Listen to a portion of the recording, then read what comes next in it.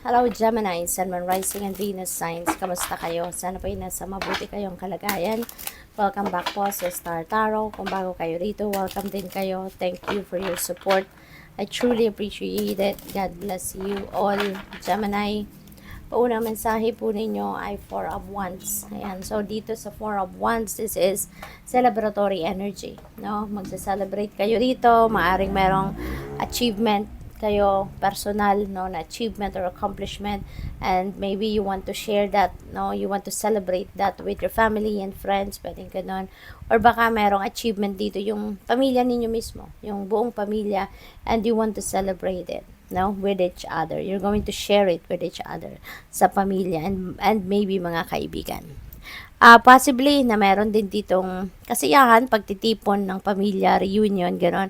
Maybe because may kasalan, no? Or baka merong birthday party, maaaring merong anniversary party, maaaring merong engagement party, yung mga gano'n ba, no? At kaya ngayon, maaaring kayo ay dadalo, no? Sa mga okasyong ganyan.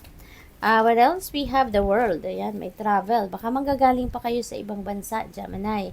No? Baka kayo ay uuwi para umattend sa kasalan na yan or sa party na yan or sa pagtitipon sa reunion na yan. Ano? And maybe you are coming from all the way from other countries, from outside the country. No? Maaari din ang travel na to could be related to expansion, pag-aaral, negosyo, trabaho, no, along those lines, no, siguro yung rason ng inyong ang inyong pagta-travel.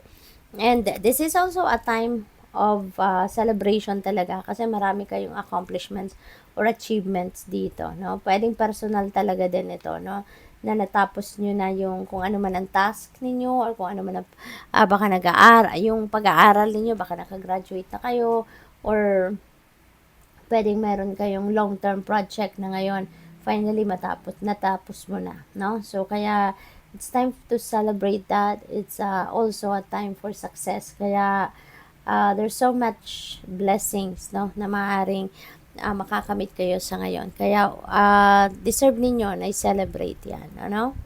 What else? We have Page of Wands. May mga good news coming your way. There are opportunities, no, coming your way dito, Gemini. At yung ano rito, yung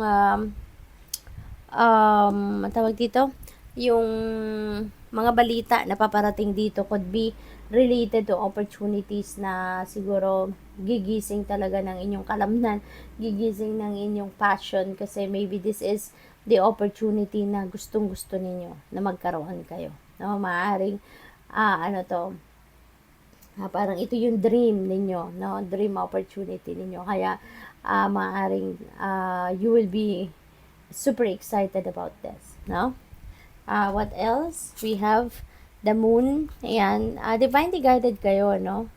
Gemini, you are really blessed kasi lagi kayong ginagabayan ng divine universe. Kaya, mahalaga na papakinggan ninyo ang inyong intuition lagi, pakinggan ninyo yung gabay ng universe sa inyo through visions, through intuition, and through your dreams, no? Kasi may mga sitwasyon kayo na kailangan ninyo ng guidance sa ngayon, no? Gusto ng divine universe na gabayan kayo para hindi kayo magkamali ng pupuntahan, ng dadaanan, yung ganon, no? So, tignan natin kung ano pa ang ganap.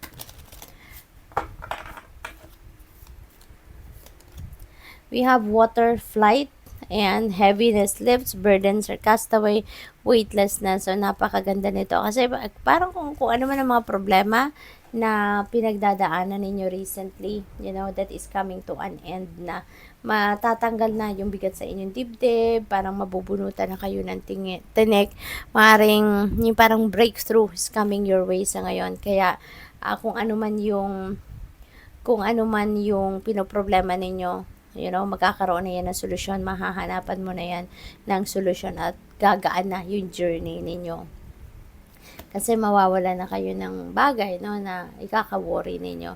We have falling in love. Ayan, for if you are single, no, napakaganda, napakaswerte ninyo sa ngayon. Kasi if you are still single sa ngayon, Maybe now is the time that you're going to fall in love. Maybe now is the time that you are going to meet someone na pwedeng ano ninyo, magiging potential na jowa ninyo or magiging asawa ninyo, magiging boyfriend or girlfriend, no? Kung nasa relationship naman na kayo, existing relationship, maaari ngayon you are going to mas lalo pang kumbaga mag-intensify no yung inyong pagmamahalan, ang pag-ibig ninyo sa bawat isa. Mas lalo kayong magiging closer with each other, mas maging kumbaga stronger pa no yung inyong love relationship. We have the Selkie and her skin. Yan, reclaiming your authenticity. Kaya napakaganda nito. Kasi ngayon, you're going to start to be, comfortable with your own skin, ano. Kung ano kayo, kung sino kayo, 'di ba? Ano ang mga totoo ninyo nararamdaman or totoong kung anong laman ng isip ninyo, that's what you are going to be. Yan ang ipapakita ninyo. Yan ay magta-translate sa inyong 3D reality. No? Kaya napakaganda na. Sa ngayon, maglalakas ng loob na kayo na panindigan na kung ano kayo at kung sino kayo. No? So, good luck sa iyo dyan. We have receptivity. Allow yourself to receive. Okay? Allow yourself to give. Okay, kasi generosity energy ito, no? And it is yung parang binabalot ka ng generosity energy sa ngayon. At ito ngayon, Gemini. Maaring may mga sitwasyon dito or bagay na meron kayong ibibigay, no? Meron kayong ibibigay at meron din kayong i-receive. Meron din magbibigay sa inyo. Yung balance lang, no? Parang give and take ba? No, ang ganap dito sa buhay ninyo at this time. May mga bagay na nangakailangan din ninyo and that will be provided to you by other people. Makahingi kayo ng tulong sa kanila at meron ka ding ibibigay, no? At meron din sigurong hihingi ng tulong sa inyo. So, what else? We have growth. Ayan, napakaganda nito, Gemini. Kasi papunta na kayo sa pag-asenso. Papunta na kayo sa pag-progress. May development, diba? Papunta na kayo sa inyong pagtatagumpay. At ang tagumpay na yan, may financial reward. Kaya there's going to be a good money flow na. No? Maaring meron kayong pay raise. Maaring meron kayong panibagong job offer. Maaring lucrative job offer yan. Maaring may opportunity dito na magsisimula ka na ng ngayon, ng continuous inflow of money, yung ganun ba, no? Kaya, magbabago na ang inyong sitwasyon pangkaperahan, no? Dahil maaari maging established ka na rin sa trabaho mo, kaya continuous na yung pasok ng inyong pera. What else? We have take off. Ayan, you are ready, no? You are ready to take off. No, parang magki-kickstart ka na kung ano man ang mga pinaplano ninyo sa ngayon, ano man yung binabalak ninyo, no, maaaring related yan sa money, career, and finances, then handa ka ng simulan, kumbaga, no, you are ready, you're excited na simulan na kung ano man ang bagay na ito, parang magsimula ka ng mag-receive, no, ng kaperahan, no, ng additional na pera, additional income, yung ganon. We have parenthood. Wow, ang iba sa inyo rito siguro is going to be a brand new parent, no? Maaring ang iba sa inyo rito is welcoming a new baby sa pamilya, pwedeng ganon. Or baka yung trabaho ninyo, no? Parang siguro nag-aalaga kayo. Baka yung career ninyo is nasa caregiving.